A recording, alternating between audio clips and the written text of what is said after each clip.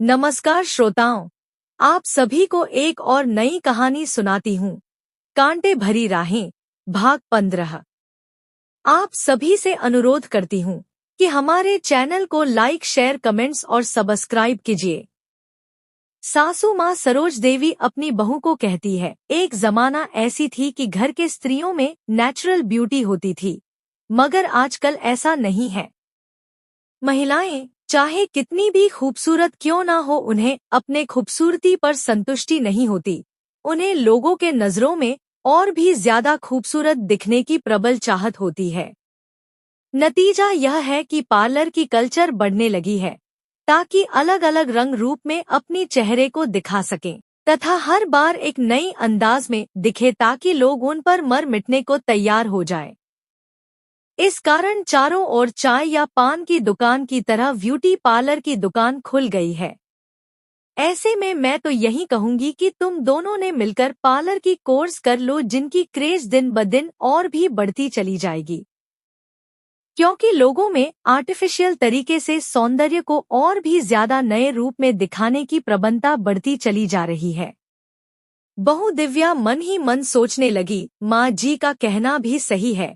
यह beauty parlour की business एक सदाबहार बिजनेस है, जैसा कि पतासी गोलगप्पे की बिजनेस। महिलाएं तथा बच्चे लोग, यहाँ तक कि बहुत से पुरुष भी कुछ खाएं या नहीं, मगर गोलगप्पे तो जरूर खाते हैं। उसके अल्टरनेटिव कुछ भी नहीं हो सकता।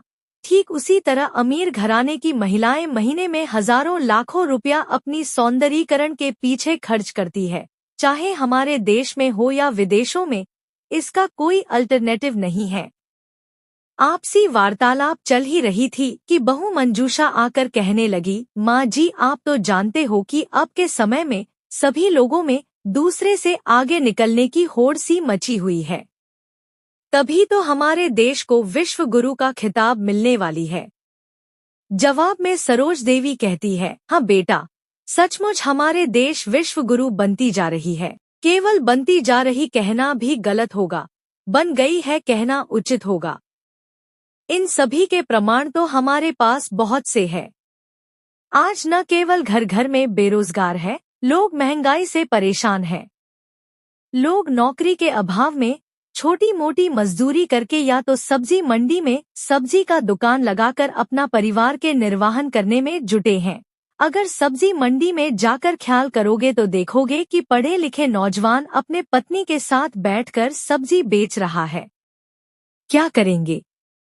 यही एक सबसे सस्ती व्यापार है, थोड़े पैसे से कर सकता है। किसी से उधारी कर्ज लेने की आवश्यकता भी नहीं है। रोज 4-5 हजार रुपया की सब्जी लेकर बैठो तो रोज का 400 रुपया तो बन ही जाती है। किसी और के सामने हाथ फैलाने की आवश्यकता नहीं है। मगर इन सब के भविष्य अंधेरे में है। कल को उनके बच्चे भी माता पिता के साथ बैठकर सब्जी बेचते रहेंगे, जैसे कि हर जगह पर होती है। ऐसे बहुत से बेटा बेटियां माता पिता के साथ बैठकर दुकानदारी करते हैं। कल को यह भी अपने माता पिता के जगह पर बैठकर सब्जी की दुकानदारी करेंगे। बहू मंजूषा कहती है, माँ जी, शायद विश्व गुरु के परिभाषा अलग अलग किताबों में अलग अलग तरीके से लिखी गई है, क्योंकि जब अलग अलग इतिहासकारों ने किसी भी विषय पर अलग अलग रूप से लिख सकते हैं, अलग अलग तरीके से टिप्पणी कर सकते हैं, तो विश्व गुरु के परिभाषा भी अलग अलग तरीके से क्यों नहीं लिख सकते। अभी अभी ताजा खबर मिल रही है कि विश्व गुरु बने हमारे देश में 10 दिनों में 5 बड़े पुल ढहकर भड़भड़ाकर गिर गई हैं। 3 दिनों में 3 एयरपोर्ट के छत टूटकर गिर गई है, जिनमें दबकर लोगों की मृत्यु हुई है। रामचंद्र जी के नगरी में सड़कों पर घुटनों तक पानी लबालब और सड़कों पर बड़े बड़े गड्ढे बन गई है। यह सब हमारे देश को विश्व गुरु बनने की परिचय के रूप में दर्शाने हेतु एकदम से कम नहीं कह सकते। रोज कहीं ना कहीं ट्रेन दुर्घटनाग्रस्त हो जाना और लोगों के मृत्यु होना तो आम कहानी हो गई है। कहीं शानदार बने पुल टूटकर गिर जाना, कॉम्पिटिटिव एग्जाम की पेपर लीक हो जाना, तो कहीं मास्टर जी के द्वारा कॉम्पिटिटिव एग्जाम में बैठे कैंडिडेट्स के पेपर भरने के कार्य करते रहना, मेडिकल कॉलेज में भर्ती की गारंटी देकर मोटी रकम वसूलने का काम, तो मास्टर जी अपनी पत्नी जी अर्थात गुरुजी ने गुरु माता के साथ झगड़ा करते हुए घर से निकलते हुए और अपनी गुस्सा स्कूल में पढ़ाई करते बच्चों पर निकलते हैं। ऐसी प्रवृत्ति वाले लोगों के मातृभूमि के रूप में हमारे देश विश्व गुरु के खिताब से दूर कैसे रह सकते हैं। रामचंद्र जी के नगरी की बात तो हो गई, यहाँ तक कि करोड़ों रुपया खर्च करके बनाए गए रामचंद्र जी के भव्य मंदिर के अंदर बरसात की पानी टपक रही है। इसे दूसरी शब्दों में बरसात के पानी न कहकर सीता मैया जी के आंसू कहकर परिभाषित किए जाने पर शायद अतिशयोक्ति नहीं होगी, क्योंकि शायद बहुत से लोग अपने पत्नी को दोयम दर्ज की व्यक्ति के रूप में देखते होंगे। उन लोग सीता मैया को भी दोयम दर्जा के रूप देते हुए रामचंद्र जी से अलग कर दिया। रामचंद्र जी तो सर्वदा त्याग की मूर्ति रहें। अपने प्रजाजनों के कहने पर पत्नी सीता देवी को वाल्मीकि मुनि के आश्रम में छोड़ दिया था।